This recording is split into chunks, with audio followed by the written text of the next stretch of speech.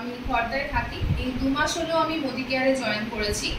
মোদি কেয়ারে জয়েন করার পর থেকে আমি 3টে জিনিস রেগুলারলি খাচ্ছি। হয়তো কখনো এর মধ্যে বাদ পড়েছে, তার ফলে আমি বুঝতে পেরেছি আমার শরীরে সমস্যা হচ্ছে। সেটা হলো সকালে একটা করে ত্রিফলা খাচ্ছি, দুপুরবেলা খাওয়ার পর ডিটক্স খাচ্ছি, আর রাত্রিবেলা শোয়ার আগে অশ্বগন্ধা খাচ্ছি। এই 3টে খেয়ে আমার শরীরের ব্যথা যন্ত্রণাটা কম আছে। আচ্ছা, আর আমার স্টুলটা খুব ভালো পরিষ্কার হচ্ছে, আর শরীরটা হালকা লাগছে। এই 3টে জিনিসের ফলাফল আমি পেয়েছি।